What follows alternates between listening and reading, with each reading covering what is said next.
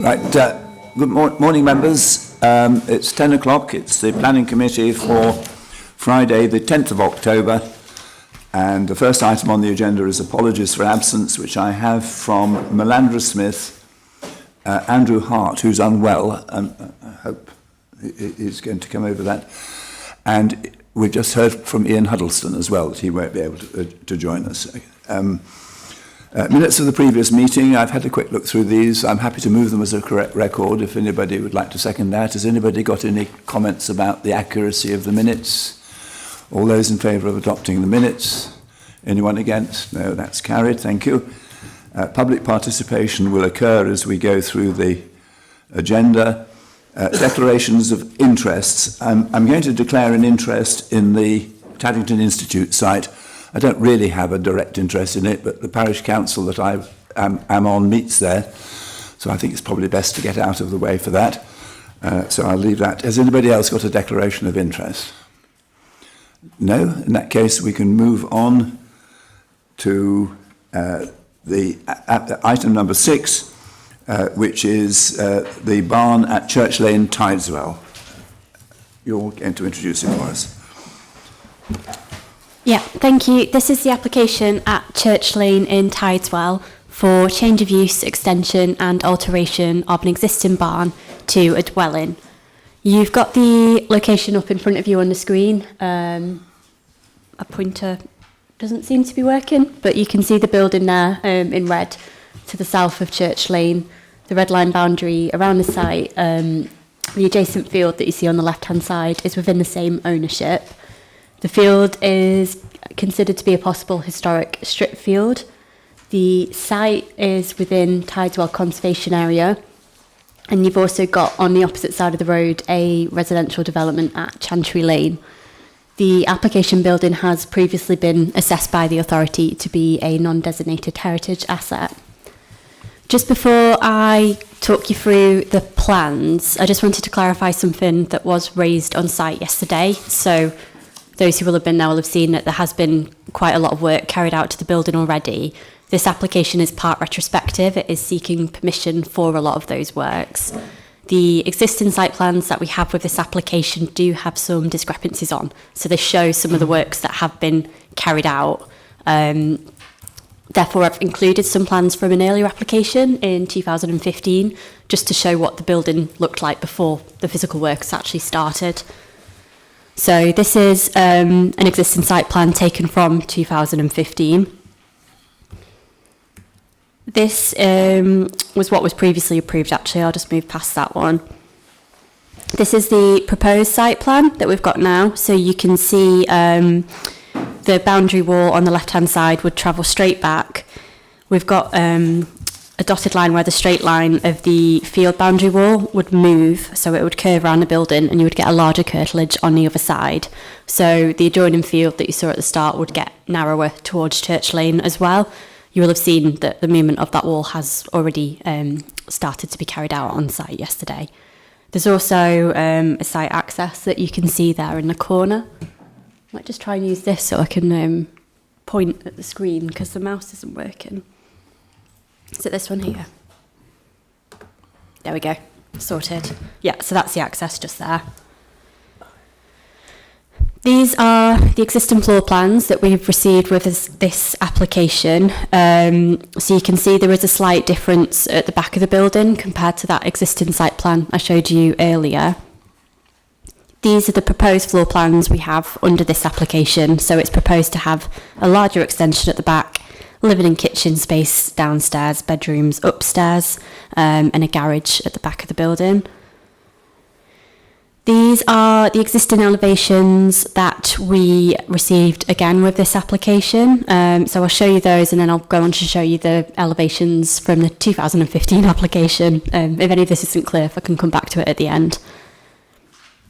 But this lean-to on the northwest elevation shows that the pitch of the roof continues all the way back past the back corner of the building. These are the elevations from 2015, so you can see that's not quite the case. It's got more of a mono pitch at the back instead of being full height. And this is the offshot that was at the back of the building previously. That's the main elevation and the rear elevation from the previous application. And these are the proposed elevations. So you've got the front elevation here. This is the rear elevation. It's proposed to introduce a 2-storey gable extension on the rear. Attached to that, there would be a lean-to extension. And on the side elevation, you can see the lean-to extension there. You can also see that it is proposed to have a lean-to on the northwest gable elevation that continues past that corner across its full length in terms of the height. The other change to note is the alterations to the building, which have already partly been carried out. So you can see the position of the window here. The top of it is in line with the eaves. The eaves of the building have been raised, as has the ridge of the building, and the pitch of the roof is now steeper. So that forms part of the application as well. Just move past that slide. So this was the barn pictured in 2015. And that's the other elevation. So you can see the form of the roof in that mono pitch there. That was before work started to the building. This one is the northwest elevation of the barn as it is today. And that is the extension that has started to be constructed on the rear, also seen from that elevation. And that's taken from further back along Church Lane, looking towards the building, towards the northwest elevation. This is the southwest elevation, and again further back along Church Lane. That's the front elevation of the barn, the rear. I've just got a few internal pictures. This is the wall that I showed you before that would curve around the back of the building. Gone past. I've gone to the end of the slides. Bear with me a second. Sorry. Bear with me. Yeah, so this is where the vehicle access would be into the site. This is a view coming out of the vehicle access looking in the direction of Tideswell, so northwest. And that's looking the other way from the access if you go down that road in the direction to Lytton. In terms of the application, we do have concerns about works that have been carried out to the building to date and also the works that are proposed. I think it's important to highlight our conversions supplementary planning document, which I'm sure you're familiar with, which sets out the principles for converting historic buildings. And part of that is that the new use shouldn't require extension, addition to the building, and it also shouldn't result in buildings being raised in height, where that would change the character of the building. In this case, in terms of the elevations, we have got significant extensions that are proposed. So we've got the lean-to extension that goes past the corner of the building and is considered to impact the solidity and simple form of the building. And we've also got quite a large extension at the back, which is also not simple in form. And we don't normally expect to see 2-storey gable extensions on agricultural barns. The increase in the height of the building is also considered to be harmful, as it results in a more vertical form to the building rather than a traditional horizontal form, which is something that is quite characteristic of traditional buildings in the Peak District. So for that reason, we do have concerns over the principle of the development, as the policy principle requires Newmarket Housing to conserve heritage assets, and in this case we consider development would result in harm to a heritage asset. It's also considered that it would be harm to the conservation area as well as this non-designated heritage asset, and that the harm is not outweighed by the public benefits of the development or as part of the wider planning balance. The Highways Authority have also raised an objection on the grounds of highway safety, so they've got concerns about intensifying the use of the site from its original agricultural use, more vehicle trips coming to and from the site, and the quality of the access in terms of visibility. So in that respect, we do appreciate it is a single lane. It's possible that vehicles might not go 60 mile an hour down that route, but the Highways Authority have raised an objection. So that is reflected in the recommendation, which is one of refusal. Thank you. Okay, thank you very much indeed. We have one speaker, Mr. Hopkins. Would you like to come forward?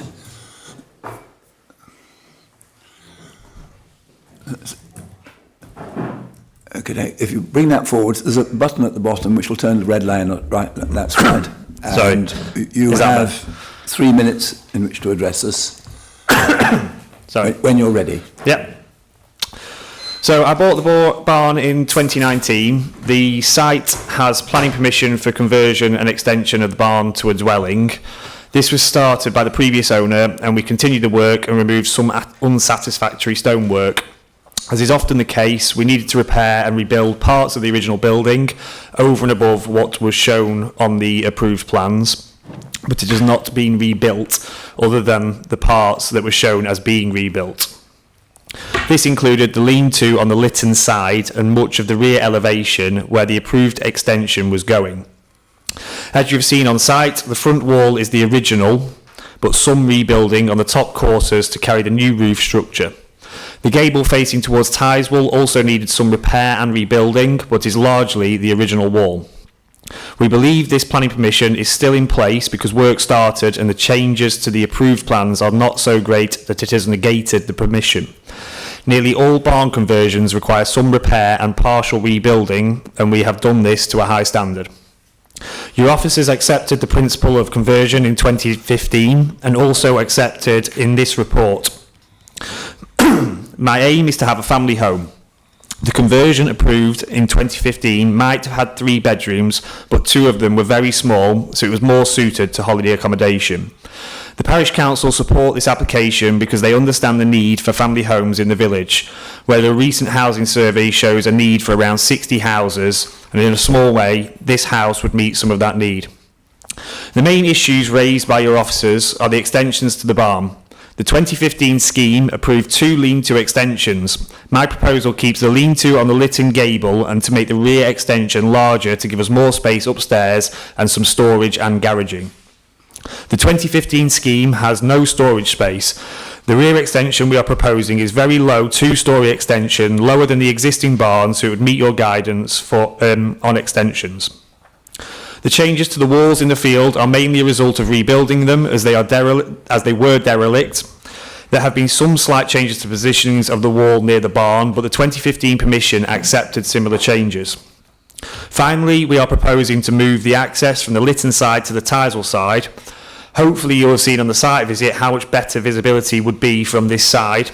Visibility from the access on the Lytton side is very restricted by the barn itself, but this was accepted by Highways in 2015. Moving it to the Tysewell side gives much better visibility, and cars are slowing down at this point as they enter the village. As you'll have seen on your site visit, the conversion of the barn is largely finished apart from putting the roof on, but it is effectively a building site, so please don't judge it on how it looks now. I want to finish the job to a high standard and make it a family home, so I need to make some changes from the 2015 approval. My family have incredibly strong links to Tysewell, and it is my home village, and I hope you can support this application. Thank you very much indeed. Thank you. Right. Members, we did a site visit yesterday, which I think was very helpful. Who wishes to open the discussion? Anybody? Why is it always me? Yeah, well, thank you, Chair, for giving me the opportunity. Can I ask a couple of questions, or at least one question of officers? We've heard that officers' opinion is that the principal walls have been raised and the roof is at a steeper pitch. The impression given by the applicant is that there's been a bit of rebuilding to accommodate a new roof. The implication is that it's as it was before and the roof is as it was before. Could you clarify, please? I'll try to, yeah. So I think there's a bit of a detailed history to this site. Works have been carried out, but ultimately the existing site plans that I showed you for the barn, if you measure the height to the ridge, and it's going to vary as you do it around the building because the levels change around the building, but we think the height of the ridge is raised by around 1 metre. So the eaves have raised slightly less, but there is additional coursing above the lintel of the first floor windows, so that's got taller, the roof pitch steeper, and the ridge taller, as I say, by about 1 metre, which we consider to be a larger development than what was approved. Thank you. Sorry. Sorry, have you finished? No. I'm just going to go on. Would you want to finish this one first? Yes, okay. Just to illustrate that photo was taken in 2015 by me. You can see, if you look at the bottom of the infilled window there, you can see it's roughly at eaves level. If you go to the proposed plan, or the... Yes, I've just been doing that. Yeah, so you can see there that opening, and now the top of the window opening is at eaves level. So there's quite a significant heightening. That's about the metre that Hannah just described. Okay. I mean, my concern, frankly, is that our policies, and the ones we try to implement in seeking to conserve things like this, field barns, are intended to conserve those elements as much as possible in their original form, which is why we focus on development internally, development within the buildings, and try to avoid significant extensions around and about those properties. And I think that's entirely as it should be. I can see the validity of replicating the lean-to on the what's been noted as the Lytton side, this against this gable, though it has grown. And I can see the validity of the original permission, which is a lean-to on the rear elevation, which reflected what was there before. Apropos of our site visits yesterday, on our way to Monash, we went and viewed a development in Flag, where a small extension had been approved on the rear of the building. And it does seem to me, Chair, that the combination of what's been done to this building already and what is being proposed is really contrary to our policies, the very principles of the policies, which is to try to maintain the structures in the landscape as much in their original form and they reflect their original form and function as possible. And this does smack to me of significant overdevelopment. And I find difficulty in doing anything other than supporting the recommendation. Mike, did you put your hand up? I think you did.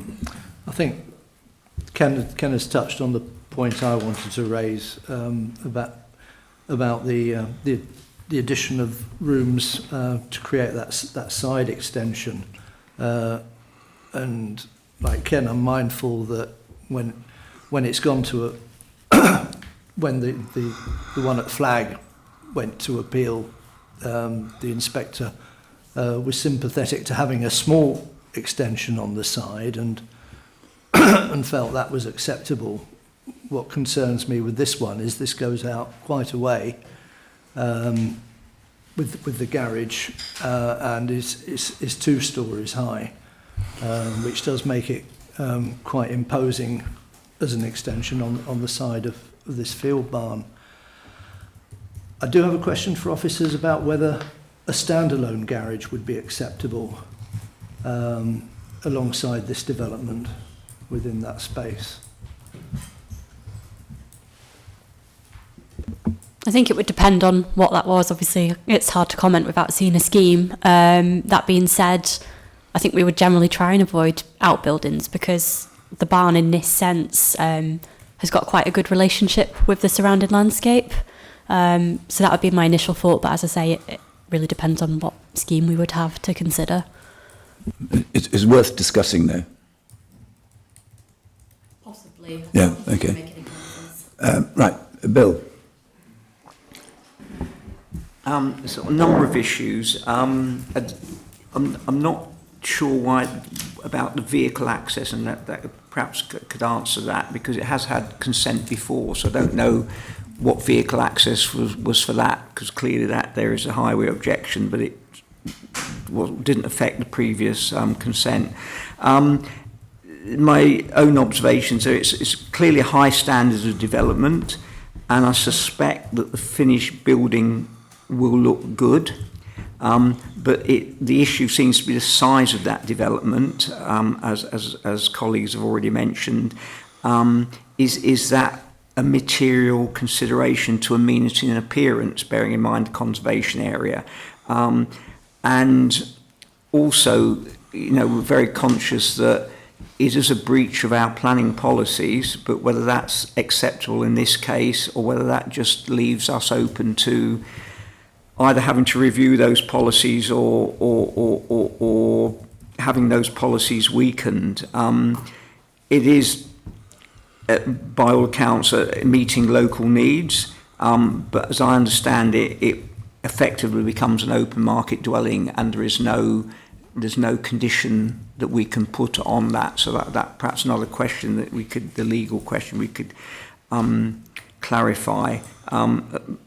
So there's quite a few issues there. And that the garage, I think, could reduce the impact of the vehicles parked on the site, which I think is always good, although garages tend to be used for other purposes in general, and there's no use on that. So, you know, I think there's a number of pros and cons there, really, to this application, but it'd be quite useful to have answers to the vehicle access and also about local needs housing, open market dwelling. Well, I think we better answer that one first, and then I'll come to you, Martin. Sorry, can I just clarify the question in terms of the access? Well, there's an objection, there's a highway objection to the access, but it has had consent in the past, so presumably that wasn't an issue then. The original access was where we drove the bus in yesterday. And this is a new access, is my understanding. I'll just show you. So as part of the 2015 scheme, actually I've got it here, the access was on the other side, so it's proposed to move it to the opposite side of the building. We did have some initial comments from Highways under this application, just effectively asking for the visibility displays here to be shown on the drawing. What has happened is, because the access is on the other side of the barn, is the shorter visibility display has changed side because you're looking round the barn. That being said, the visibility displays are the same, just in opposite directions.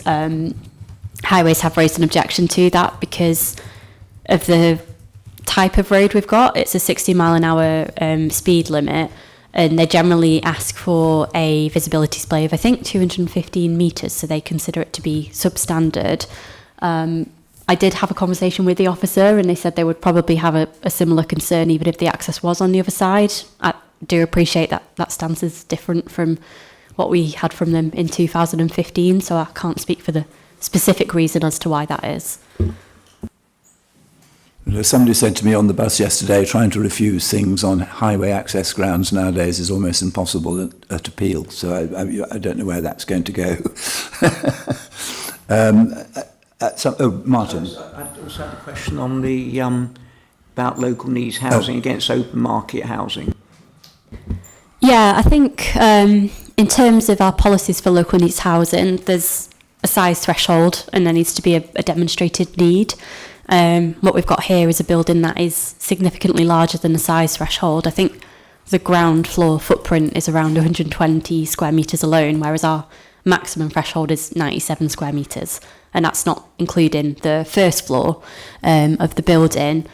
The application that we have got is for a market dwelling, so that is essentially what we have to consider the proposal against in terms of our policies, and that is that conservation or enhancement test. Okay, Martin. Right. On the access point, we went down to where we thought the proposed access was, and tried to see what it was like from basically from where the driver's position would be. Towards Tideswell, it's clear, and don't see any issues there. The other way, it's pretty clear, and if need be, there's the biggest or the nearest real obstacle is a bush, which you can just see on that photograph, which is in the right up there. And if necessary, if that was trimmed back, access would be visibility would be right up to the crown of the road. I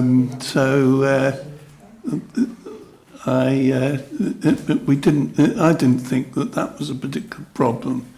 I do have concerns over the rear extension, which seems to, and a worry that because it is visible, particularly from the Tideswell direction, that it is excessive.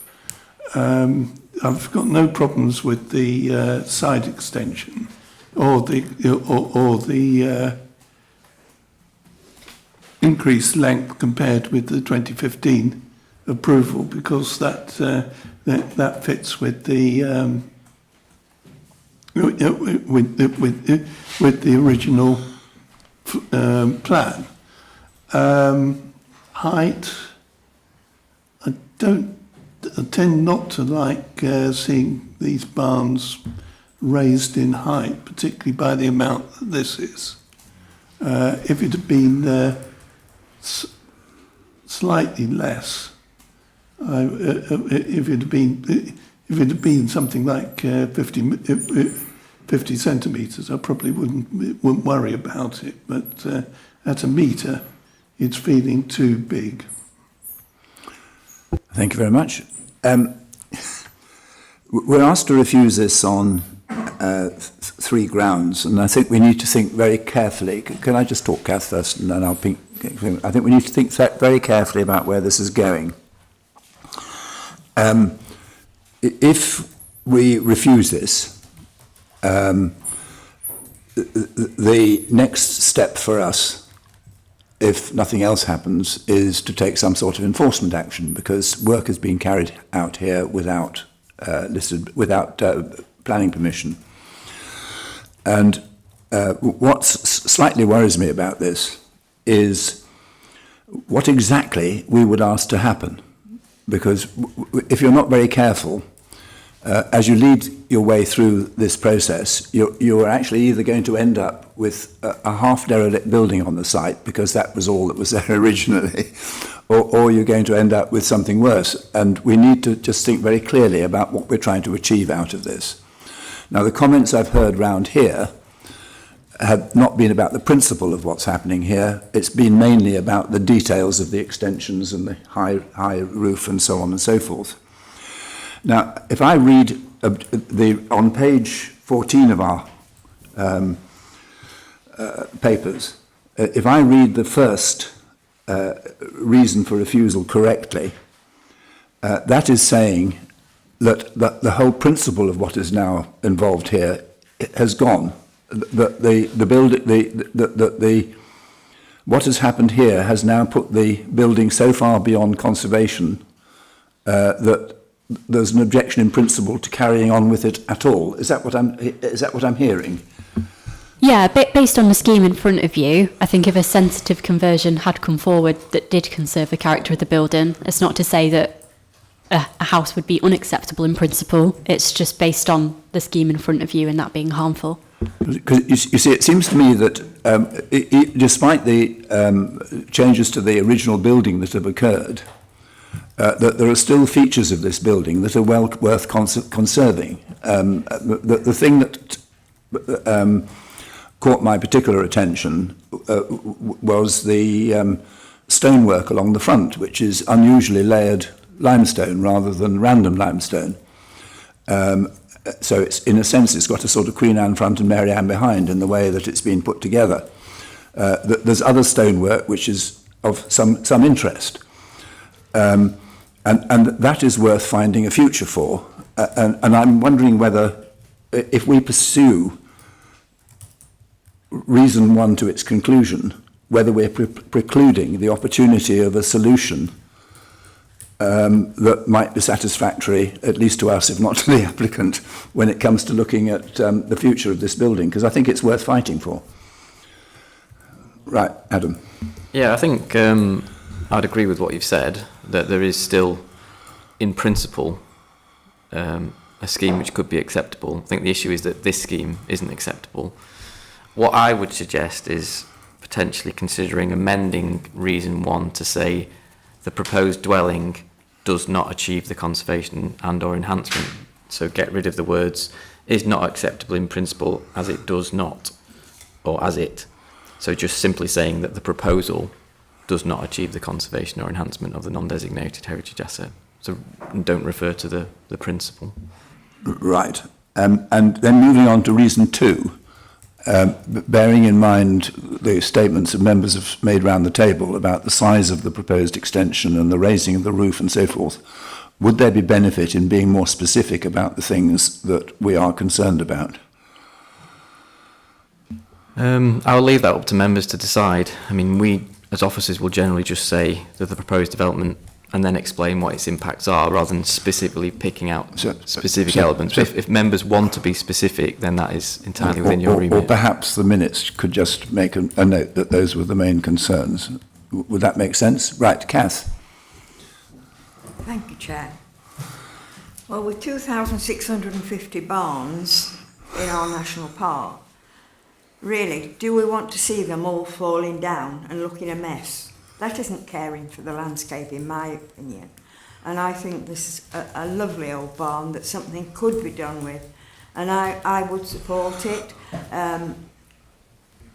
I feel that, yeah, the highways rarely make comments to applications, and yet in this case they are not happy at all. But I wonder, with it being such a narrow lane, how the entrance could be improved.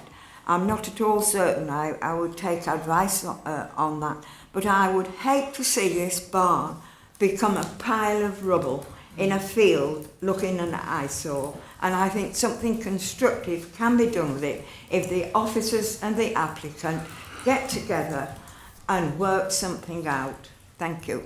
Thank you. Well, I'm going to suggest that can we have some advice about this reason for refusal on the highways? Do we believe it? I mean, can I just say, if it was my house, I'd be delighted with an access like this. I take my life into my hands every time I go out of our drive. Yeah, it's a tricky one.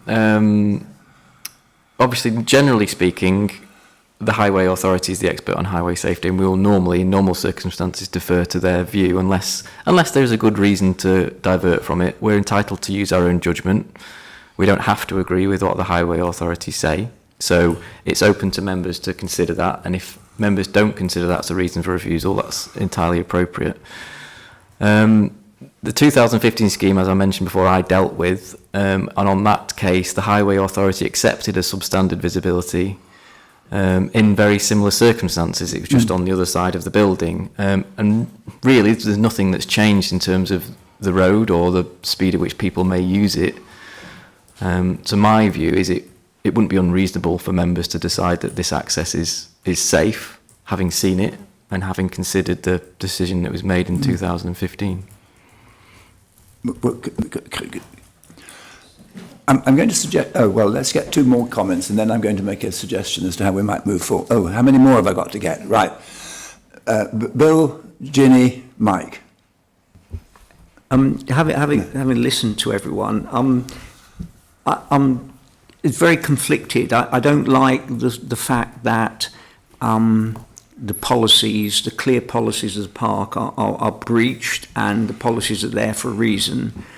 However, I'm also aware that the building as completed, or as has been suggested, perhaps with some modifications to its size, would actually look okay, would look good, as it would preserve a building and would provide local housing needs, which I am aware, perhaps other people are aware, it is quite critical in Tideswell. It have a lot of second homes and holiday lets and things, so there is an issue there as well.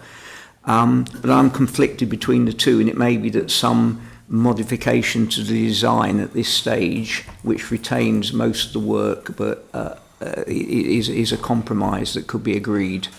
I think that might be the direction we're going in. Ginny. Yes, that's picking up the points I was going to make, actually, because the quality of work on this building is very good. But for me, it's the size of all the extensions that have been part built and proposed. And I just wondered if there was any opportunity for, if we were to defer this point, for officers and the applicant to get together, if to defer this. We'll take advice on that shortly. There was a third one, Mike. It was just going back to the highways point. I would have thought the access from this end, the Tideswell end, would be safer than the one at the other end, which is that bit closer to the brow of the hill. So I'm at a loss to understand how highways came to the view they did on this access point. But I'm going towards what Ginny has said just now, but I don't know whether it is a deferral you're looking for or another route. Can I just take advice on that? Yeah, so we have had quite a bit of discussion about this scheme to see what we can negotiate. And as I understand it, in the discussion that we've had, is that this is sort of the minimum scale that the applicant wants to be considered. They've reduced it down already, which is why we've got to the scheme that we have. So we have had that discussion. Right. I do think probably we need to make a clear decision as far as it goes. Ken? Only that in that case, Chair, after what officers said, I'd move the recommendation. With the amendment that... With the modification perhaps that we drop 3, if members were appropriate, and with the amendment that Adam suggested to the first recommendation. That is that seconded? That's seconded. Any amendments to that? In that case, I'll put that to the vote. All those in favour? Anyone against? 2. Anybody abstaining? 2. Okay, thank you very much. Right.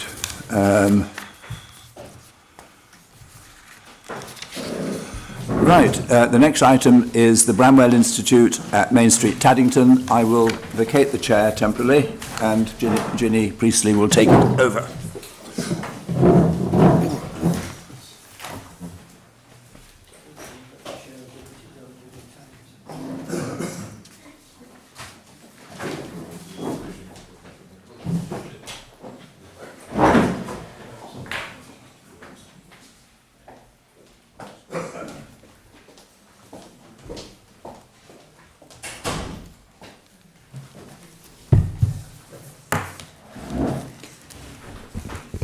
Thank you, members. So we're on to item 6. Item 7, sorry. The application for external alterations to Bramwell Memorial Institute. You're taking this, John, are you? Yeah, thank you. Thank you, yes. So this is planning permission here is sought for alterations to window heads and sills and installation of insulated render to the Bramwell Memorial Institute, Taddington. Oh, so Ken Richardson's left the room. Okay. Do you want to pause? Because otherwise I won't be able to vote. Can we just pause for a minute?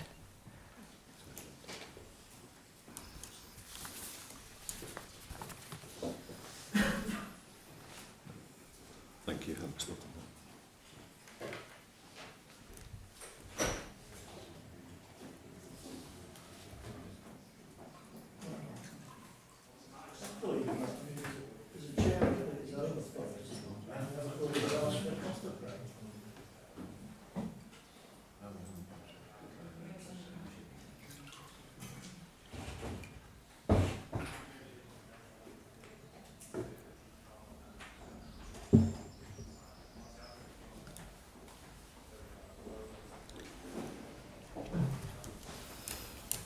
We've just paused the meeting for a member to return.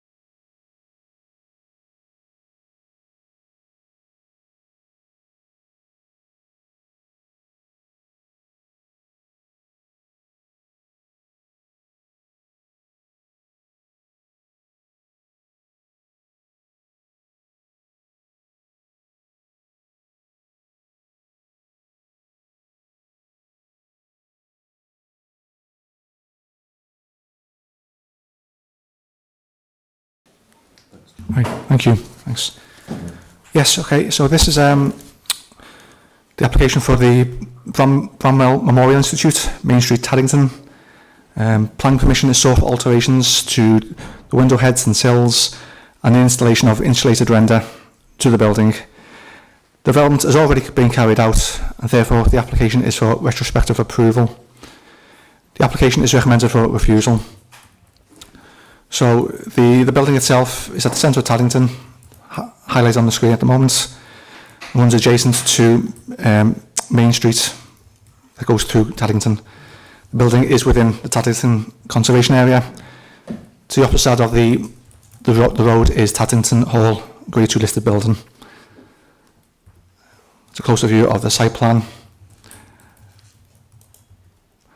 And this is the layout of the site itself. For members who attended the site visit yesterday, the car park is to the rear. So this is where the minibus drove in, and then we came out and then we walked alongside of the building to the front, which was where the small porch is, and then we walked onto the road, and then we took a view of the broad side elevation, looking at this angle here, and then we eventually walked to the rear here. So the changes that we're looking at today affect the main hall here. Now, the following plans highlight the elements of the building that have been altered. Please note that the colours do not reflect the colours of the different elements. Highlighted in red are the coping stone, while in yellow are the heads and sills. So you can see here, coping stones here, heads and sills here. Obviously the plans are very simple. I think the photographs are a bit more informative, but we'll get to those in a moment. And again, this is what has occurred. So you can see the changes to the heads and sills, coping stones. The yellows indicate the render that's now been applied to the walls of the hall. So this is what the building looked like before the changes. As I say, I think it's a retrospective application. The before and after photographs far better reveal what has occurred. The building is formed of traditional limestone rubble with a rough cast finish, with natural gritstone coping stones. So what has occurred, as we see, is this. So the application of external wall insulation and smooth render, and light cream coloured precast concrete coping stones here. And obviously you can see the changes to the heads and the sills here as well. You can also note the depth of the projection with the insulation and render applied. So this is to the end gable. And then this is a view from the car park. So you've got the extension that's been unaltered. And then you can see just the top end there of the building. You can see the coping stones, very bright compared to what was there previously. So, and then this is the front elevation. So the porch unaltered, and then the bulk of the hall with the render clearly in view there. So ultimately, the smooth finish we consider lacks the texture of the traditional lime rough casts. The increased wall thickness results in a very heavy and awkward junction, as you can note there. And the white plastic eaves capping strip, which I don't know how clear that is on the big, yeah, you can see going right along, that seals the installation at the top end. We consider that to be visually intrusive. Just as important as the physical changes, or the visual impact, sorry, is the physical harm that could occur due to these changes. The use of impermeable insulation and render on a traditional solid wall limestone building inhibits breathability, trapping moisture, and will lead to deterioration of the building fabric. If indeed this were to happen, if no changes were made and this harm was to occur, this will compound the heritage harm and increase the risk of long-term damage to the assets, which we consider to be a non-designated heritage asset, as I say, within the centre of the conservation area. For these reasons, the application is recommended for refusal. Thank you. Thank you. Okay, members, some of us were on a site visit yesterday to see this. Who'd like to start? Bill. I think if this development was in any random location, it would be seen as quite a pleasing finish and a way to deal with, regardless of the technical side of it, thermal conditions inside the building. However, I'm staggered at several things. One, that the advice, as far as I understand, the applicant was advised that this required planning permission and then sought not to do it and go ahead without that. So I don't understand that really, because they've clearly spent a significant amount of work on something which they may have suspected was unacceptable. Secondly, it is a national park and it is a conservation area, and the building looks very different now to what it looked before, and there's sort of all sorts of heritage implications. And thirdly, I'm also staggered, I have to say, that no one has come to speak on behalf of the applicant, as far as I'm aware, which I find quite astonishing. It shows a certain arrogance towards the planning system, to be fair, which we can all individually judge. So this is a clear, and finally, it's a clear breach of planning policy, and you know, at the risk of this will clearly go to some sort of enforcement. If this application is refused, go to some enforcement process of which there will be an inquiry of some sort. But we've got to be minded to protect the policies which we've set up and the heritage of the national park. And you know, at what point do we do that? And this, I suggest, is one of those points. Thank you, Bill. Anybody else? Martin. Right. I looked at the planning application, which includes quite a lot of information on the materials used. And I'm quite concerned over the, how it will age, and if water does get into what is basically polystyrene covering the walls, and how that will affect the stonework underneath. I know this has been, that external cladding was being touted a couple of years ago as a very positive way of dealing with traditional solid stone buildings, but it has since been very much deprecated because of the amount of damage, potential damage that it could do over time to the structure of the building itself. So, but where I'm here is, okay, I don't like it, I would like to reject it, but if we do reject it and it goes to enforcement, what are we going to enforce?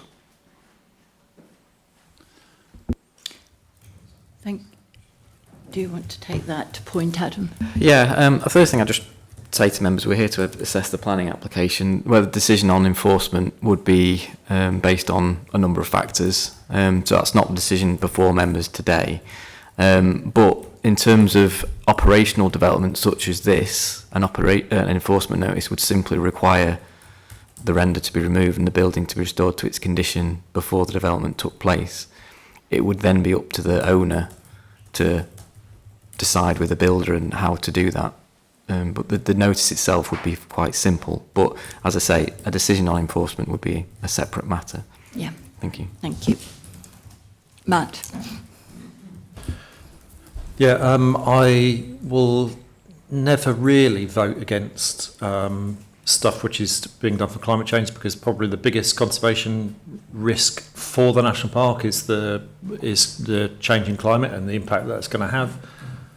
But I will struggle with this because it's so in breach of the planning, the planning process. You would have thought that some consideration, some conversations with planning officers around how you could do this in a better way to improve the thermal efficiency of the building would have been a good idea. Yeah. Thank you.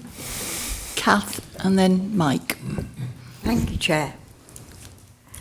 Well, I guess the guardians of the building were wishing to emulate the property opposite, which was just like that, the surface. So there's two pros and cons with this. It's not all black and white. And I don't know where I stand, whether I disagree or agree, because of the building opposite. Our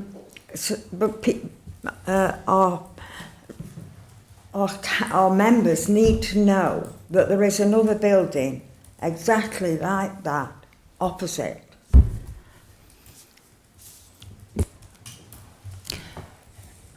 Mike and then Ken. Well, I was on the site visit yesterday, and the building I saw on the opposite side of the road, I saw completely differently to my colleague. Same material. I'm not so sure that it was the same material, but I'm happy to ask officers to clarify on that. But I think we have to deal with the decision with the application that's in front of us, and it is clearly in breach of planning policy. I'm just staggered that knowing that the parish council has a member on the planning authority that they could have gone and sought advice from, and this is absolutely no disrespect to Patrick. I just do not understand how the parish council got themselves into this position, but I will certainly be supporting the officer recommendation here. Thank you. Adam, do you want to come back on? Yes, just clarify on the render. The building I think Kath is talking about is Taddington Hall, which members might remember from a case that came a couple recently. I think the gable facing this is a similar material to what that wall was before the development was carried out, which is a traditional limestone dash render. Yeah, thank you for clarifying. Ken. Adam has made the point I was going to make. It's a thin skim over the gable end of the wall, not a 6-inch thick polystyrene and whatever the other material is. I can only endorse the staggered elements of other speakers' comments, and if no one else is, I'll move the recommendation, Chair. Thank you, Ken. So we've had the recommendation moved. Does anybody else wish to speak? You want to second it? So it's been moved and seconded. Can I take a vote? Those in favour of the resolution? So that is everybody. Those other than one. Those against? Abstained. And abstained. One abstained. Thank you very much.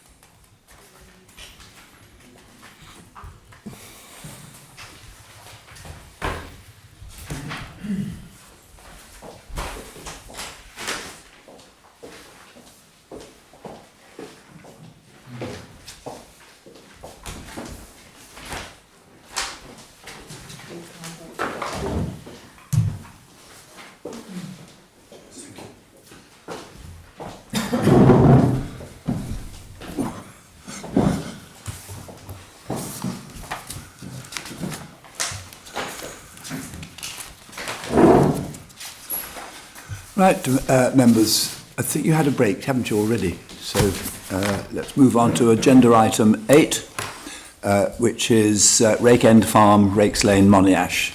Have we got this? Yes, we have. Who's introducing this? You, John, thank you. Thank you, Chair. Yes, this is an application that seeks planning permission for the conversion and extension of a barn to one dwelling at Wake End Farm, Monash. The application has been referred to committee as the Parish Council support the development, which is contrary to officer recommendation of refusal. Since the publication of the committee report, the agent has submitted an additional sectional drawing. Just as an update, the drawing does form part of this presentation. So we'll move on to the slides. So the first one shows the location plan. So the barn is located here, approximately 300 metres south of the centre of Monash. The building is located within the Monash Conservation Area. So this is the closer view. So highlighted here is the barn itself. The access to Riggs Road is taken from here, and the parking spaces provided to serve the barn are here. You note the red line incorporates the barn attached, which we'll come on to in later slides. But for the subject of this application, main focus is on the barn highlighted here. So this is a view of the barn taken from Riggs Road. So you can see the access, you can see the end barn, and then at the centre of the site, the image is the barn that we're looking at today, which is proposed to be converted and extended. Attached to that is the farmhouse.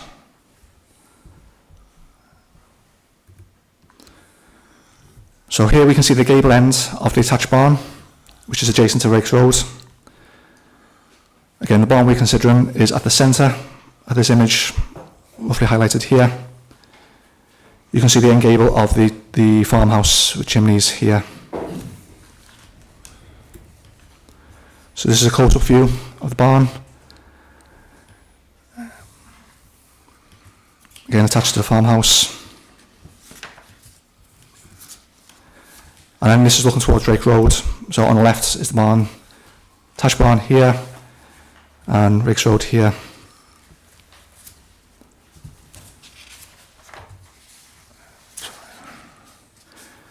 So this is a view of the ground floor inside the barn. So to the left corner you can see a door here. This opening would be retained and would provide access into the boot room. To the right, again, up against this wall, would be the staircase taking you up to the first floor. And this is the image of the first floor. You can see there are two trusses that cut across the upper floor. The rafters that we can see are fairly new following fire. The timber floor is not considered safe due to the age of the joists and holes in the floorboards. Now, if we move on to the existing plans, you can see the barn has to be converted at the centre of the range. To the left is the farmhouse, and to the right is the unoccupied barn adjacent to the road. And here you can see the sectional drawing that's now been submitted, which shows the ground floor and then the upper floor with the trusses cutting across. Now these images, reasonably clear. These images show what was approved in 1999. So for that proposal, as detailed in the report, the two barns were to be converted to holiday lets. As part of that scheme, the roof was not to be raised. Now these are sectional drawings taken from the approved scheme. Now, in the earlier images, you saw the trusses that cut across the first floor. In this scheme, those trusses were to be removed. There were to be internal alterations. Effectively, they were to be raised, and that would have allowed a headroom of 2.2 metres, therefore not requiring an increase of the roof height. Officers remain somewhat uncertain why a scheme similar to this, which leaves the overall height unaltered, could not be proposed again. So this is the scheme that is now proposed. So you'll see the reuse of the existing openings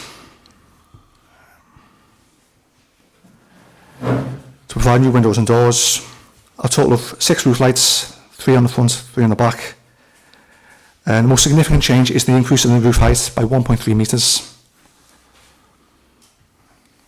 This is considered to significantly alter the character of the barn, contrary to the authority's design guide and conversion SPD. So you look at the bottom of this plan, you can see the sectional drawing, which shows the increase in roof height. The first floor, so the floor here would be removed and replaced. The existing concrete floor at ground level would be replaced also, and a new concrete slab installed. So we'll move on to the floor plans. There will be 2 bedrooms at ground floor, here and here. Large boot room here. Staircase, as I indicated, up against the wall here. The front entrance will come here. And a first floor, the kitchen and living room. So we've got the kitchen here and the living room, dining area here. In the adjacent barn, again this is touched on a bit more detail in the report, that will be set aside for bat and bird mitigation. This is proposed to mitigate for the harm to the bat roosts that would occur if this conversion was approved. So to summarise, the raising of the roof by 1.3 metres would fundamentally alter the historic character and appearance of this vernacular building, which is deemed to be a non-designated heritage asset, in a manner which it will be done in a manner which would harm the character and appearance of the group of the buildings within this farmstead, and the contribution they make to the wider conservation area. The application is therefore recommended for refusal. Thank you, Chair. Thank you very much. We have just the one speaker. Yes? Mr. Bruff.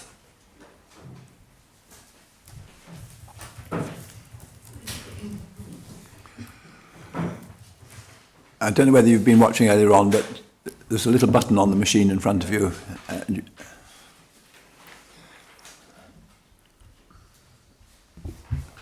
Thank you very much. In your own time, when you're ready. Good morning, everyone, and thank you for giving me the chance to speak today.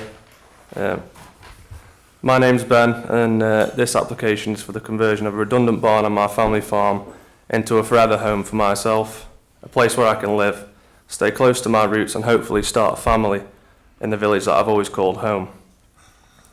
I've always lived in Monash. I went to the village school. I know the people and the land, and I've always been a part of the community.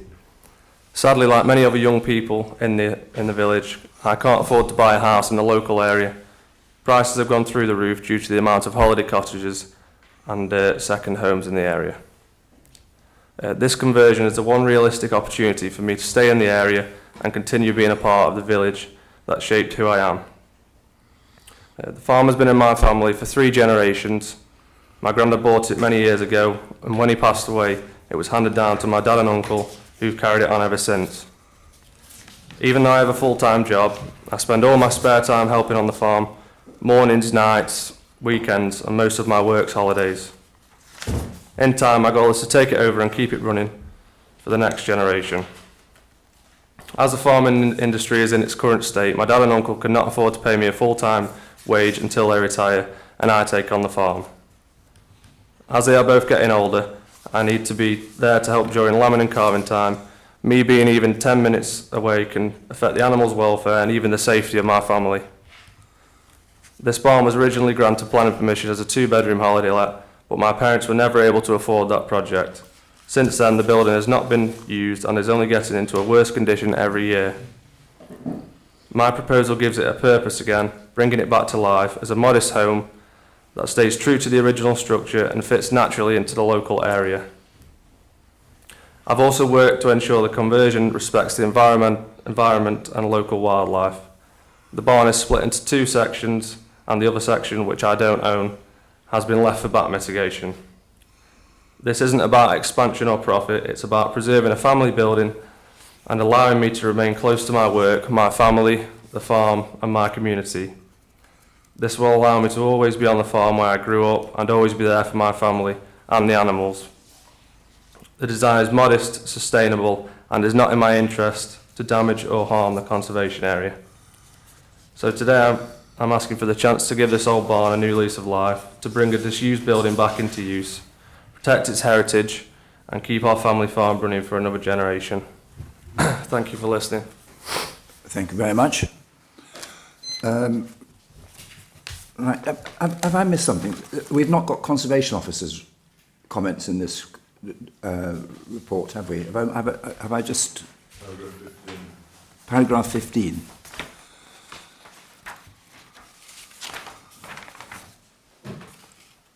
Oh, that's what it says, right? I was hoping to read more about the barn itself and its history and so forth, have a better understanding what it was about. Because when you look at the photograph, you realise it's one of these buildings that's been knocked about and knocked about and knocked about, and it would have been nice to have understood a bit more about it. Members, Bill? Thank you. It seems a bit bizarre. I'm going to start off by commending the applicant for actually applying before they've done any work, but that seems to be, so that's the first positive thing I'm going to say, but I hope that doesn't become a trend, but, you know, I just have to point that out. Having visited the site yesterday and heard what has been said already, I think what is proposed maintains and enhances the barn. It provides for local needs housing, although that, you know, that may change, but certainly at present. The step ridge lines, this seems to be the main issue in this application. And I think when you look around, as we did at adjoining properties, that is actually a feature of that area, that a lot of the ridge lines are stepped, and it was commented on site. So I'm very much in favour of this application. I think there were some conditions about air source heat pumps and visibility displays that, you know, I'm sure can be dealt with, but I would certainly support the application. I think it would improve what is a crumbling building, a difficult to use building, and I suspect that the lower portion will be done in a similar way in the future, but that's not for us to decide today, obviously. Thank you. Thank you very much. I've got Martin and then Rachel. Right.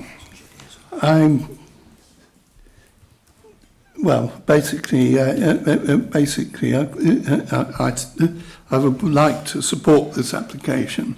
I did look around Monash more widely, and stepped roof lines are certainly reasonably common across the farms in the area.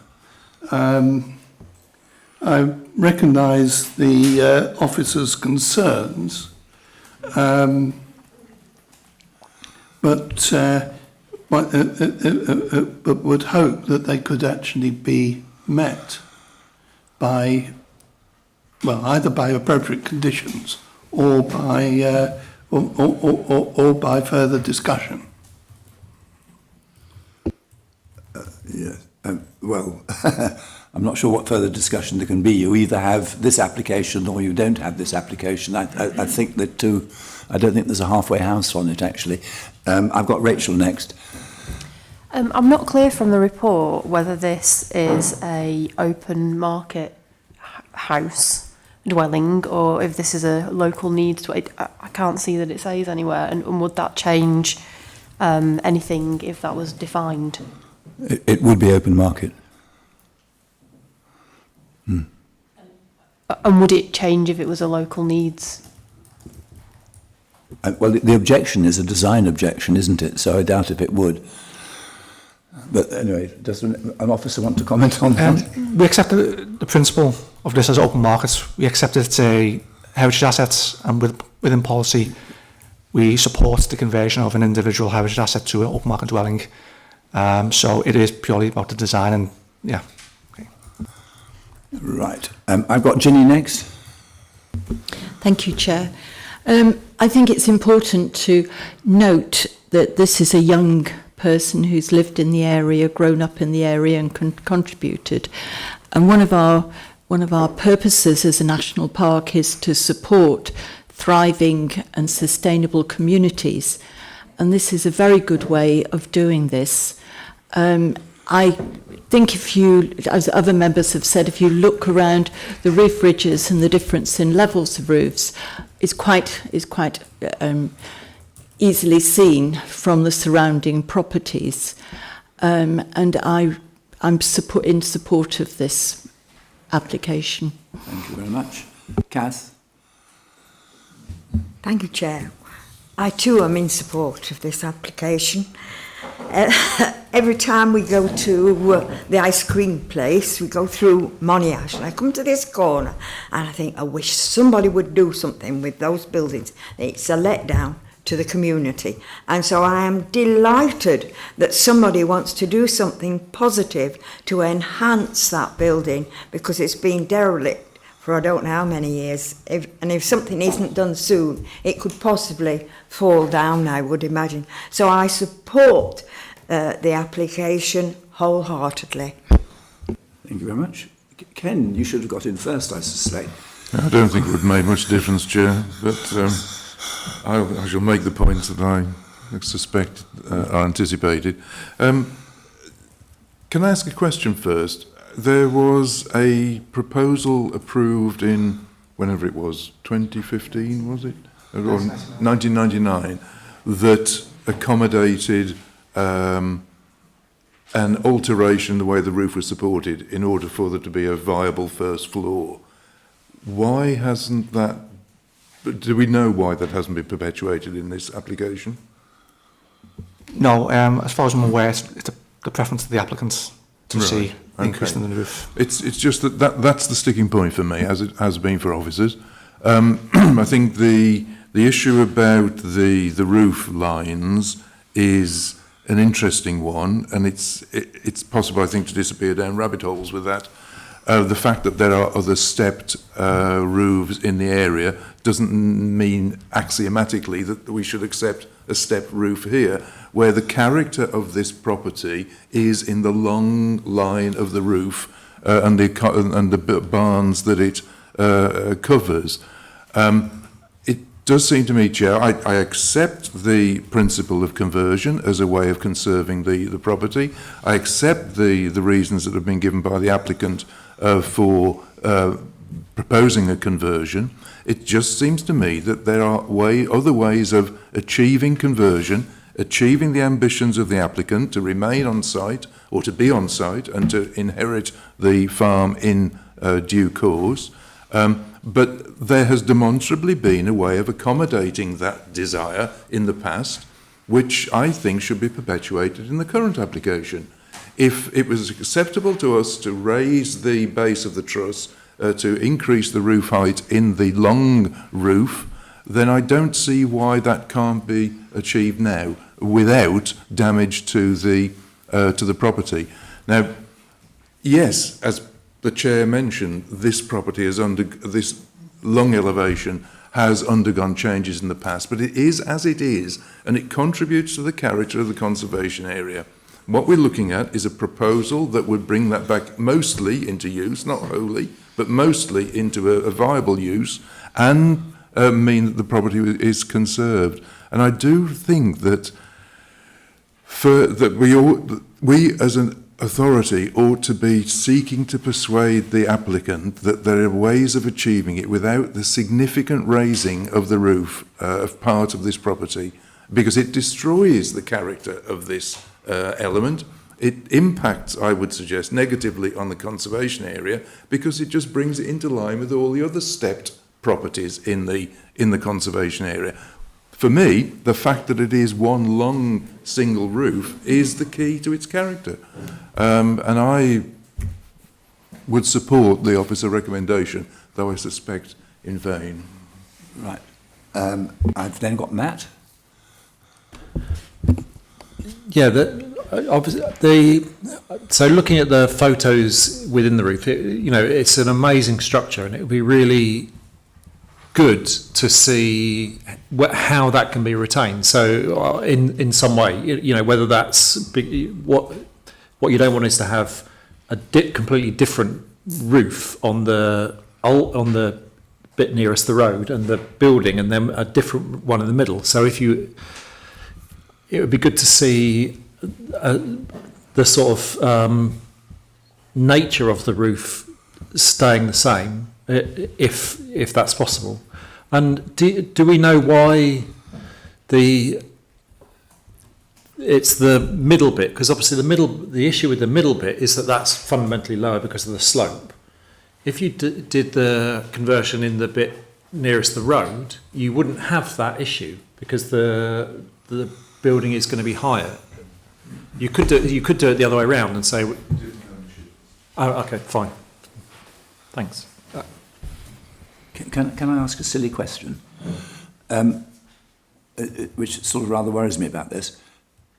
These are very sort of particularly primitive sort of buildings in their presentation. And I'm actually wondering how, if you put a top to it, you're going to sort of match up the materials between one half and another. Do you understand the question I'm putting? Is that something that can be properly safeguarded in this? Do you understand the point I'm trying to make? Because otherwise you end up with a bit of a hodgepodge, don't you? Well, if it was approved, we can condition to say materials shall match, and we shall take view of those materials before the implementation. Ultimately, whether that can be delivered, we'll be able to review. You know, a discharge condition will have to be applied for, and officers will take a view whether those materials do indeed match and respect the character of the barn. There's obviously a risk of that, and as touched on in the report, whether that can be delivered. Okay. Well, members, that's where we're at the moment. Has anybody got a motion to put? You'll move the recommendation. Is the recommendation seconded? That is not seconded. Can I therefore please have an alternative motion? Right, we need to think about conditions before we move any further down that line. Have you any suggestions? Yeah, I've got a rough list. I didn't actually print it off, so I've ended up scribbling on the paper. But yeah, I can read them out now, Chair, if that's okay. Yes, please. Yeah, so obviously the first condition will be the standard 3-year. Second will be in accordance with approved plans. We would have a condition to state that the approval will be solely for conversion and not rebuild. We would have a condition relating to door, window and door details to be submitted. Stone and roofs, another condition to do with stone and roof samples. Further condition to do with hard and soft landscaping to be submitted for approval. Details of bin store and air source heat pump, including screening, we would need that to be submitted as well. We'd have a condition to prevent any external meter boxes to the external walls. The parking spaces would need to be provided for before occupation and be free from obstruction after their end. Ecology have also stated that a Natural England licence needs to be successfully applied for prior to commencement. So we would need evidence of that. We'd also need a batter mitigation enhancement plan. We do have details that we're comfortable with, but we want further details to that we could discharge a condition. So a batter mitigation enhancement plan. A scheme of archaeological work to be submitted prior to commencement. And also removal of permitted development rights to do with extensions. Extensions. Yeah, alterations. Also relating to the erection of structures, gates and walls within the curtilage of the approved dwelling house. I don't think there's any. I beg your pardon? There would have been need for rainwater goods? Yeah, I think that sounds. I've got two questions on those. One of them, can I get this materials thing right? Are we just saying they need approval, or do we need something stronger than that, that they need? I'd suggest for the walling, I suppose it's the materials and the methodology, isn't it? Coursing and things like that. Yes, it needs to be strong. Because, I think even if it's done perfectly to match, it'll still look new until it weathers. But I think that's the best in terms of matching, isn't it, that we're looking for? Right. And my second question is anything needed to ensure that the bit that's not going to be lived in is completed and sound before anything's lived in, if you see what I mean? Well, I mean, you've got this empty shell at the end of it, which is going to be sitting there doing nothing, and it could be sitting there doing nothing forever, whilst the house is being lived in. So we need to make sure that the whole development is completed, and not just the living part of it. We can't force them to complete. No, there isn't actually any development in that far part of the barn other than the bat mitigation, is there? So there isn't actually any operational development proposed, so we can't require the applicant to carry out further development that's proposed in the application. I'm not suggesting that. I'm suggesting that what's proposed in the application should all be completed. Oh yeah. So the bat mitigation gets completed before. Everything gets completed. Yes. The whole building gets completed. Within reason, we can do. Yeah. Yes, that's what I thought we might. Ken. It's just on the issue of matching the stonework. Obviously, raising the roof is going to be another phase in the life of the building. And just in the same way as at the gable end, you can see where that roof has been raised, because it's marked by horizontal stonework. I think that there needs to be something that perpetuates, if you like, the development of the overall building, so that you can see where it's been raised. I take your point about similar materials. It wouldn't be appropriate to use bricks, but some way of ensuring that in the future, reading that building, one would be able to see that the roof had been raised at some point, is worthy, I think, of consideration. Okay. Pity about the red brick, but apart from that. Okay. Are you happy with those conditions? You are. Is that seconded? We've got that seconded by several people. All those in favour of permitting these on the conditions that have been read out? 1, 2, 3, 4, 5, 6, 7, 8, 9. Okay. Those against? Anyone abstaining? One abstaining. Okay. Thank you very much indeed. That is granted. Now, the next one is the most important application on the agenda. I'm not joking.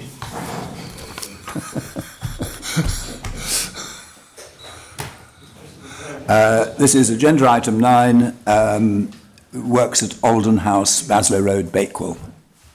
John? Chair, should we declare an interest? If you wish to. I won't be in that building, but if you're going to be in it. Well, it's part of the authority. We should all note that this is an authority application, and of course the reason it comes before us is because it's an authority application, and we're here to make sure the decision is right and that fair play is observed. John. Thank you, Chair. Yes, so this application seeks listed building consents for internal alterations to 2 rooms, room 15 and room 16 on the ground floor of the historic part of Alden House. So as you're aware, Alden House is the headquarters of the Peak District National Park Authority. The property is a Grade 2 listed building. Okay, so move on to the slides. Should make clear the application is recommended for approval. My apologies, there is one update to make to recommended condition 3. So this is following further discussion between the applicants and the planning officer. It's been agreed to amend recommended condition 3 from, as it currently stays, all new paintwork to be in breathable earthborne clay paint colour white clay, to all new paintwork applied to existing lime plaster finishes is to be in breathable earthborne clay paint colour white clay. The reason for the change in condition, as minor as it is, will ensure that breathable clay paint is applied through room 16, which is necessary given that these rooms are lime, However, as the existing walls in room 15 do not have breathable finishes, then standard emulsion paint is proposed here. I can repeat any that I wish, but we'll move on. So, yeah, I say the application is recommended for approval. So, on the side of the mum, we can see rooms 15 and 16. So there's room 15 here. This serves as a T-point for multiple commercial tenants within Aldern House. It's considered likely that the room was historically a scullery. It's this small space. See, there's a kitchenette, 2 toilets here. You pass through into room 16. This has been used as an office since the National Park purchased Aldern House in 1953. The room is currently open plan, but was in the past subdivided. At the centre of the room is a large pillar, which would have formed part of a former fireplace. So now looking at proposed plans. So this is room 15 as proposed. You can see the kitchenette, which at the moment sort of juts out here, will be reduced in size. You'd have replacement doors. The key change in this room would be the overboarding of the lath and plaster ceiling.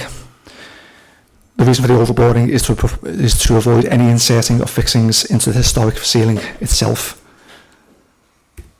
And in room 16, as proposed, so there's a reintroduction of subdivision to form 2 new offices that will be rented out. So you'll have subdivision here, new wall here, and then you'll also have a subdivision along here to provide a corridor and then to a room towards for effectively like an electrical room. Okay. And then this plan here, which brings all the changes together in one slide, showing both rooms. So I've touched on the main changes. In addition to the subdivision of room 16, there'll be new doors. Other upgrades include replacement of the modern cupboard doors, which you can see in room 16, going along here into this wall. Replacement of secondary glazing to match existing. Repainting, new floor finishes, and renewal of lighting and farm alarm detection. A couple of photographs. I know members stood in the room, quite a few members were there yesterday, so this is room 15. You can see the ceiling peeling there. You see the kitchenette, and then the entrance into the toilets beyond. Through this door, you come into room 16, and there's the central pillar, the open plan. So the electrical store, which will be extended, and on the left you've got the cupboards. So here you have the subdivision along here, and then a further wall along here to provide 2 new office spaces. So overall, the works are considered minor and would bring about some modest enhancements. As such, the application is recommended for approval. Thank you, Chair. Thank you. Any members got any comments on this? Ginny? It's the covering of the ceiling in the lobby area for the where we're going to cover up a ceiling that's got plaster problems.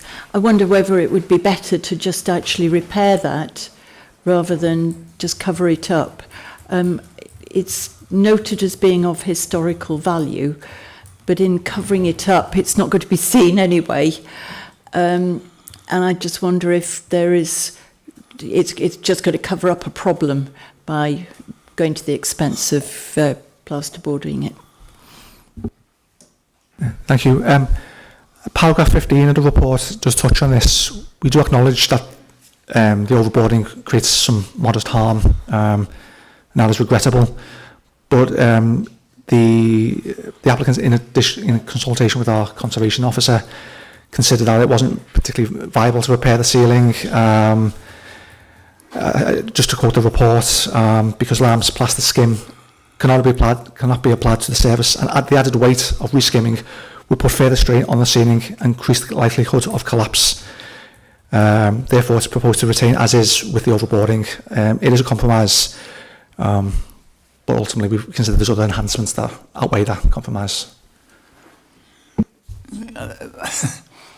I must admit, when I went on the site visits yesterday to this, I was somewhat staggered by what I saw, because it was these photographs actually don't do it credit.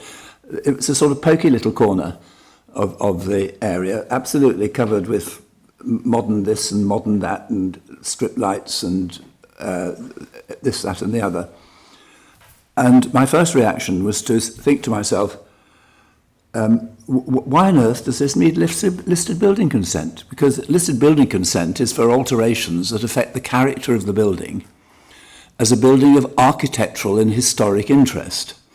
And I have to say, I have some difficulty in believing that this actually needed listed building consent.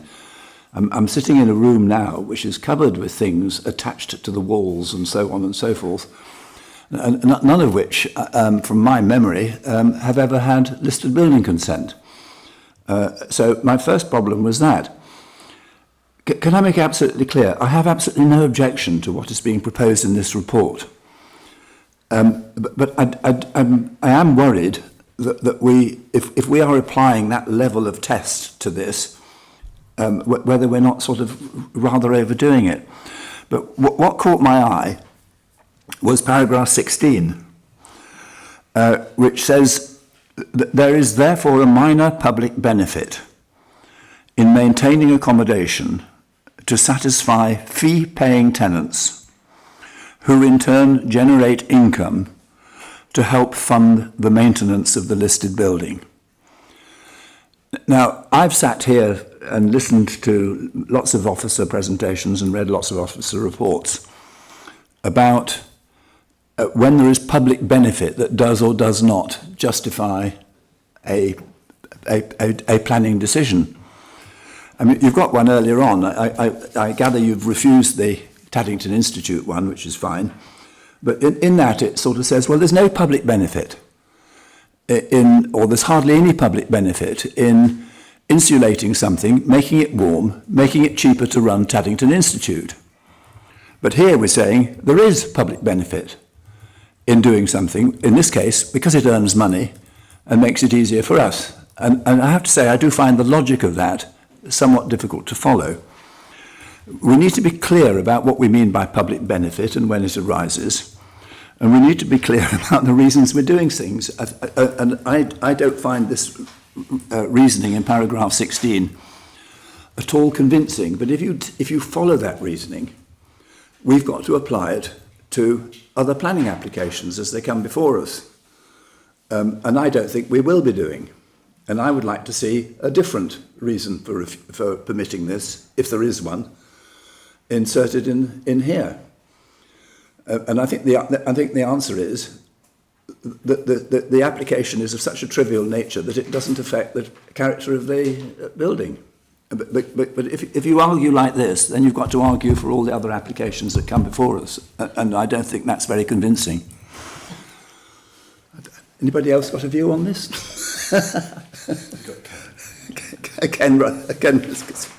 Taking all that into consideration, I would move the recommendation as printed, Chair. I'd certainly second it. I take your point, Chair, but it struck me that those paragraphs 15, 16, 17 were particularly to do with the lath and plaster and lime covered roof, which is an integral part of the listed building. Well, actually, that makes it worse if it's only applying to that. Well, no, those comments, I thought. Yes, but if it is only applying to that, it actually gets worse, because the tenants couldn't care less what sort of ceiling there is. It makes no difference to them. But that's our responsibility, isn't it, to care about that? But the only other thing I would say is, I suppose, whilst perhaps attaching maps and things to the wall wouldn't warrant, but it might, it's attaching to a listed building, the introduction of a stud wall, as is proposed, is necessarily going to have to be attached to the listed building. But to the extent that it affects its character as a building of architectural and historic interest. Well, it's changing the character of that room, isn't it? No, that's. I mean, I'm not wishing to speak on behalf of officers, but that was my thought. Right. Ken has proposed it. Who wants to second it? That's seconded. Anybody got any further comments to make on it? No, well, I shall be vigilant on this in the future. We will apply the same test to future applications from other people. Right. All those in favour? All those against? Carried. Thank you very much.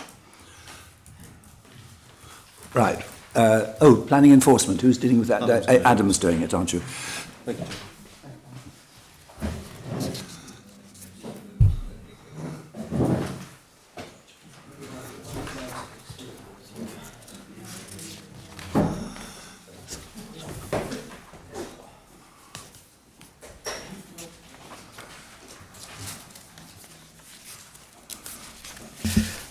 Okay, thank you, Chair. I'll be presenting the enforcement reports going forward. Andrew Cook is now, or very shortly, will be going part-time, and he'll be focusing his resources on what we need to. So I'll be taking this forward. As you'll have read in the report, generally statistics and performance has been really good. The team's performed really well. I'm really proud of them.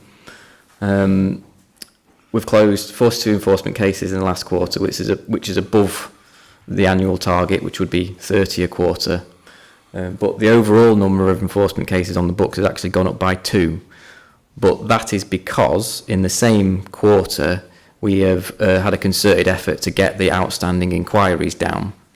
So you'll see from the figures that we've dealt with a large number of inquiries, 108 over the quarter, which has resulted in the outstanding number of inquiries coming down to 73, which is almost at the sort of steady state level of inquiries that we'd expect. So, yeah, at the in-out sort of phase. So that's really fantastic. So that backlog, I imagine, in the next month or so will be done with. But because we've investigated more inquiries, that's resulted in more breaches being discovered. But if we hadn't done that work, I imagine the number of breaches would have continued to come down to about 380-ish. So it's all positive. You also note that 3 enforcement notices have been served in the quarter. There are more enforcement notices currently with the legal team, and there's also some other prosecution work that's with the legal team, which we're progressing. And as we get into further into the enforcement case backlog, we'll start to get into the more trickier cases that require more formal action. So there will be, continued amount of enforcement work needed to do over the next coming years to continue this job that we're doing. In terms of recruitment, we've recruited, I'm happy to say, a senior monitoring enforcement officer in the North team. She started a few weeks ago. So that's really fantastic, and hopefully she's got a lot of experience, and she'll be able to pick up a number of those cases and help the 2 monitoring enforcement officers in the team to get tackle into those. That's really fantastic. I've got some photos of some cases to go through. This one is on the road into Bradwell from Tideswell direction. Might recognise the property on the main road. So there was a lorry body there, which is no longer there. As I was driving down there the other day, there was an awful lot of guns in one of the fields on the same side of the road. Are you investigating that? Yeah, we had a chat about that when we were talking about this. There's other things there that we need to look at. Yeah, okay. But fortunately, our senior monitoring officer from the South team drives on her way home along this road, so she'll be able to look at that. This one, anyone know what that is?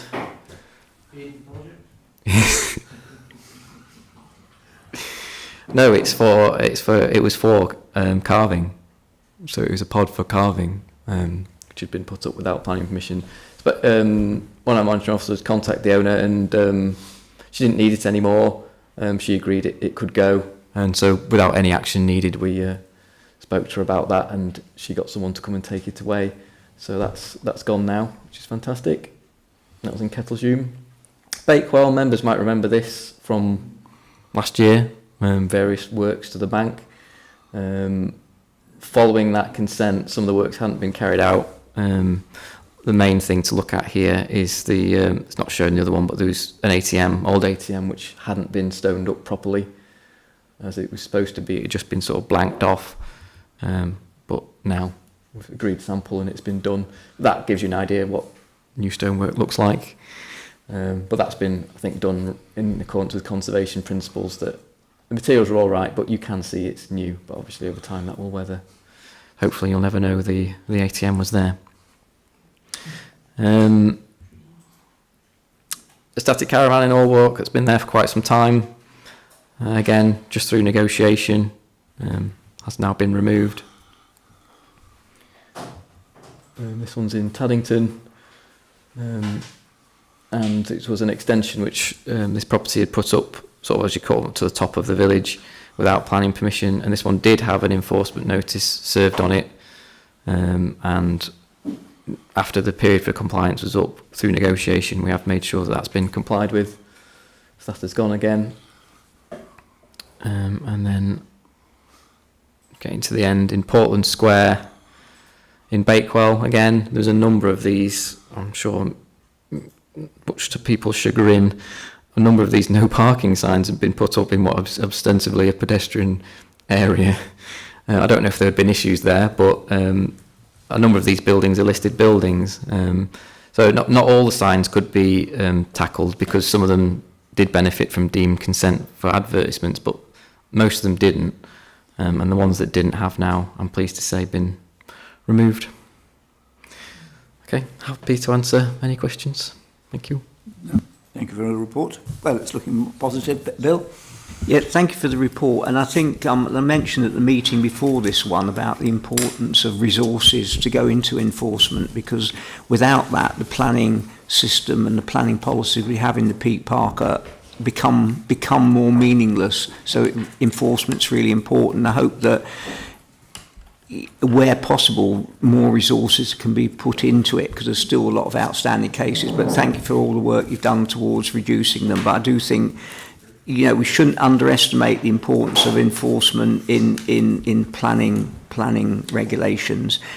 Bearing in mind that, and I'll just repeat that, I've said it earlier, that the national parks are given the highest level of protection in this country. So we've got a really important, all of us have got a really important job to do here. It's a minor point, where there's breaches of conditions, I think you have done, but if you just put what the breach is, because then we can read it in the report. It is sometimes and sometimes it's not. Just want to ask two things. One about the learning points from the appeal, because the inspectors talk about character and appearance, and it seems to be a sort of subjective thing. So if I don't know if you could expand on that briefly. And also, living in Hathersage, people ask me quite a lot about the Bank House and what the current position is. And as I understand it, there is a straightforward legal case that the timber structures have no planning permission, and the enforcement appeal quite clearly said that they need to be removed, and there's no further appeal as I understand it. So if you can update me as to what will happen there, or is it a question of resources, or we're still waiting. I have been told that the Bank House are advertising events for over Christmas, such as a snow event or a skiing thing, which implies something other than taking the structure down. So but it'll be good that I can report back on that. Thank you. Yeah, thank you. I'll take Bank House first. My understanding is that the owner had told us that it would be taken down. My understanding is it's still there. We're beyond the period now where the enforcement notice should have been complied with, so that is potentially a criminal offence. If it's not taken down promptly, I've spoken to the case officer, and the intention there would be to pass it on to the legal team for them to consider prosecution. And is there a timescale on that? Because the intention, and we will do it, it sounds a bit like someone doing the homework or something. You know, you can keep saying you're going to do it, but it's clearly not being done. So is there a timescale on that? I entirely agree with you. I can't give a precise timescale, but it's not going to be a continual back and forth with the owner. So we've said we expect it to be complied with, and if it's not complied with, it'll be a case of visiting the site to witness if an offence has taken place, which would be that it's still there, and then passing that on to our legal team for them to progress that.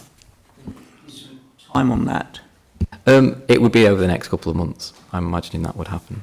But I can't speak for the legal team in terms of the legal work. That would be up to them to consider, because obviously they're considering it from a legal perspective, whether we're considering it from a planning perspective. Yes? Yes, fine.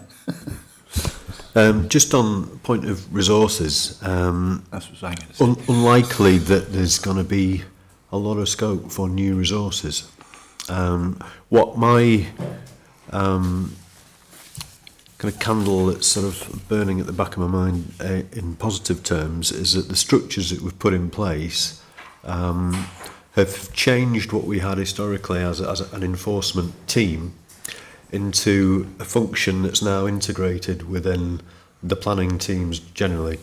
So it isn't just one team doing it, it's actually a discussion and an approach across the whole planning department, right from the planning apprenticeships, giving them experiences of writing reports, to monitoring, looking out for things when you're out there, to the flexibility that we've got, to take action. There is a pressure on other teams in doing that as well, so we need to work very closely with our legal team and other support. But that gives us an ability to develop enforcement skills right through the team and also deploy our resources more flexibly. So I think we're in a different place, even though the ability to get more money into the place is difficult. I think we are noticing the difference at the moment, very considerably. I think we did say, actually, that the outstanding enforcement cases didn't need to come to every quarterly meeting. I think we say we'd do that once a year, bearing in mind we are talking about resources and time and things like that. But it is nonetheless interesting. And for the record, Home Farm Sheldon is now in the court and waiting dates and so on and so forth. So that's making its progress through. Any other members got any comments on this report? Thank you very much, Adam. About the appeals that had been allowed, there was seemed to be the character and appearance. Are we? Is it a specific appeal? Sorry, is it a specific appeal? I'm going to come on to planning appeals on the next item on the agenda. Okay, can we stay with enforcement for the moment? I'm happy to move that this be noted. Is that seconded? All those in favour? Anyone against? That's carried. So can we now move on, Bill, to planning appeals monthly? Right. Your point? Just that, was there any learning? Because I noticed that it can be subjective, but can we glean anything as to why quite a few appeals are allowed? And it sounds like it's on character and appearance and setting. I mean, I know that's subjective, but is there any learning points from that or not? It's quite a regular recurring point for us. You see, the last meeting we had, there was a lot more that were allowed. This time it's more balanced, other times it goes in our favour. We are trying to look at those relationships, and I think there is a route for a future design guide to think really hard about where are the places you really express the special qualities of the national park, those special areas, other areas where there might be a lot more change or model interventions, extensions to villages. Do you apply the same standard everywhere? We do try to be consistent. We try to advocate good design everywhere. And I think that's where some of that subjectivity works for and against us in some areas. But so I think there is a learning there. We try to extol good values and good standards every time, I think. So that's where we get challenged, where there are other planning balances to come into that. Are the lessons to the local plan process here, do you think, or is it not? I don't think we would say, I don't think we're going to change in our approach in terms of, there shouldn't be harm to the character and appearance of the national park, which is the headline for policy. I think, subject to good design and the setting and the significance, and we've seen different examples of that today, where actually the special nature of a building in one circumstance went too far, and another one where actually there was some scope, and we looked at the balances on those. We felt there was merit to the long barn character in Monash, but actually, on balance, that was one where the changes weren't as great. I thought one of the interesting ones in this list was the Robin Hay barn in Wardlow, which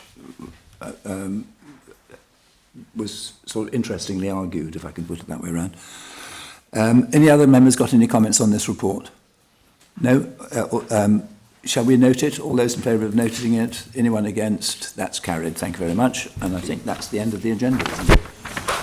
It is. Right. Okay. Thank you very much, members. I'll just mention one other thing. Well, can we turn this machine off or not? No, it's right. Okay. It's not a controversial matter. Just in terms of planning training for members, we obviously had a big briefing a few weeks ago on policy.